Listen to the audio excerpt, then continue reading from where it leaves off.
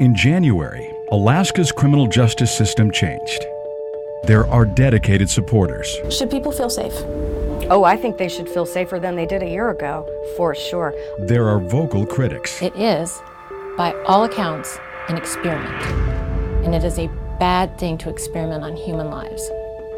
It's a revolving door. It really is. They spit you out to bring it back in, they spit you out to bring it back in, and it's like, for what? Do you think the public thinks they're safer than they are? Catch and Release, a Voices of Alaska in-depth investigation.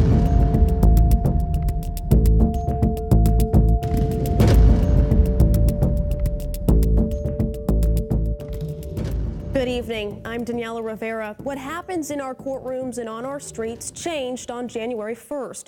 Alaska is using a brand new pretrial bail system unlike any other. The state now relies heavily, and in some cases completely, on a computer-generated algorithm to make decisions about who stays in jail and who gets released back into the community before trial. Tonight, a little over 3 months in, we're taking an in-depth look at pretrial, where it came from, how it works, and why some say it doesn't. The year was 2014, and Alaska's prison population was growing at a rate the state couldn't afford. The legislature created Alaska's Criminal Justice Commission and tasked its 13 members with finding ways to cut the prison population. By 2016, Governor Bill Walker signed SB 91 into law. The controversial crime package was touted as reform that would save the state hundreds of millions of dollars. SB 91 increased the penalties for the worst offenses, Murder 1 and Murder 2, but reduced sentences for a majority of the other crime categories, particularly nonviolent crimes. We are furious. Public outrage as crime continued to rise led to the passage of SB 54 in 2017. I'm scared. I'm scared. I've got dogs. I've got guns. I'm still scared. Undoing some of what lawmakers decided went too far, all before Alaskans had seen the full effect of SB 91. We've got about 10 officers in this space over here. Then phase 3, pretrial, untouched by SB 54, began with this new year. Now, every person charged with a crime is evaluated under the state's new risk assessment tool. It works off of a computer-generated algorithm, giving defendants a number between 0 and 10. The score tells judges two things: the likelihood someone will skip future court appearances if they're released before trial, and the risk that they'll commit new crimes during that time. If a defendant is low or moderate risk, depending on the crime, they could qualify for mandatory release. Meaning the judge would be obligated to release that person without setting a monetary bail. That's what mandatory OR means. They're released on the promise that they will come to court and they will follow the court's rules. Unfortunately, it doesn't always work out that way. Jessica Malcolm, a felon, was arrested with a gun in January following a shootout in front of a trampoline park.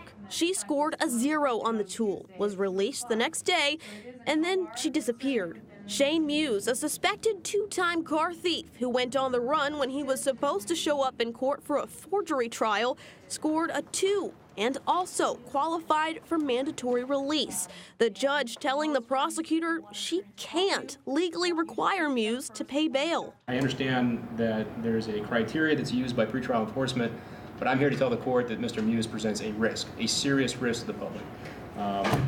That being said, if the court's hands are tied, the court's hands are tied. You have to set bail the way that you're instructed by our new laws. Muse has several robbery convictions in the state of Hawaii, and Malcolm has a felony history in California. But that doesn't count here because the tool doesn't consider out-of-state history. We learned during the creation of the tool that out-of-state criminal history was not going to be taken into account. Deputy Attorney General Robert Henderson says it turns out the FBI wouldn't share its data to set up the project. When asked by lawmakers why the Department of Law and the Department of Corrections moved forward with the tool anyway, Henderson said they had to because of SB 91. The law was going to go into effect January 1, 2018. So we had to move forward with the tool. Henderson says 1 in 3 cases that qualify for mandatory release involve out-of-state criminal history. Ramos, could you come up to the podium? David Ramos doesn't have an out-of-state criminal history, but he was out on mandatory release for charges of being a felon with a gun and car theft when APD says he was found in a stolen truck with someone else's bike, another man's gun, one woman's purse, and another woman's groceries, items representing 5 new victims. And several other states do not include out-of-state criminal history, but no other state has a mandatory release like we have. Why did we do that? That is a policy question for the legislature. Senator John Coghill is chair of the Senate Judiciary Committee and serves on the Criminal Justice Commission. He was instrumental in crafting SB 91 and sponsored the legislation. We figured that we could mandate those to be released, but they could be released with accountability. Accountability provided by the brand new Pretrial Enforcement Division, or PED. What Alaska said is if you go out on bail, we're going to monitor you, which we've never done before. Jerry Fox, director of PED, says she's hired roughly 40 officers so far. Go down the sidewalk. Officers like Katie Perry and Chris Johnson, doing a job that didn't exist prior to SB 91.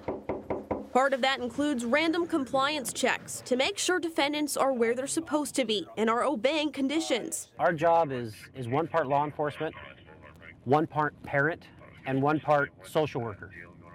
And just like any parent, you want them to succeed.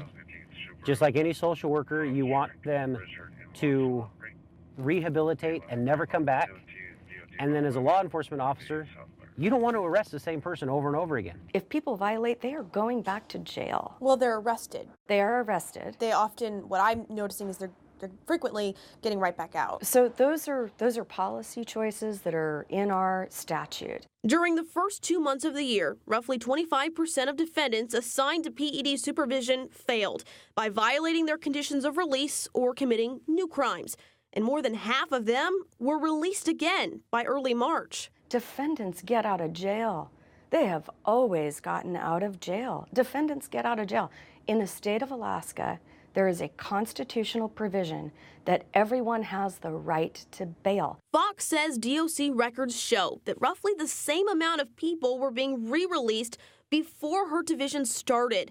And that number even goes down from 66% to 61% for people under PED supervision. I think it's probably the single best public safety element we had in our criminal justice reform system, because it holds people accountable that had never previously been held accountable other than just a dollar amount. And so I think pretrial has been a good thing. In the House, Minority Leader Sharice Millett isn't as hopeful. We are putting Alaskans in danger every day when we continue to try and say that that pretrial risk assessment tool is working. The Anchorage Republican originally carried SB 91's companion bill in the House, but ultimately withdrew her name and voted against it. When it came to looking for ways to put people in rehabilitation and getting people really the help that they needed, there was no front-end loading on SB 91. It became a lot about saving money and not saving lives. In the House majority, Representative Andy Josephson says he's also concerned with how Phase 3 of SB 91 is playing out. I understand the inequality of saying you have $500 and have committed crime X, I don't and have committed crime X, and we have the same criminal history, and I can't get out of jail and you can. That needed fixing. But I think the pendulum got swung way, way too far. If we don't want to assess risk, then okay, I guess it needs to be undone. If we don't want to have officers out there supervising these folks, then okay, I guess it needs to be undone.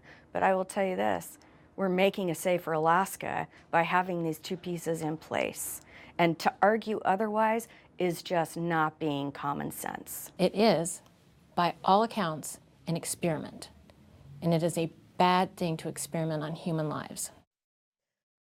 Both supporters and critics of SB 91 agree Alaska's fiscal crisis and the opioid epidemic are other important factors to consider, along with our laws, when we look at crime in our state. Now we want to welcome our audience watching on Facebook. We'd like to know what you think about the new pretrial bail system.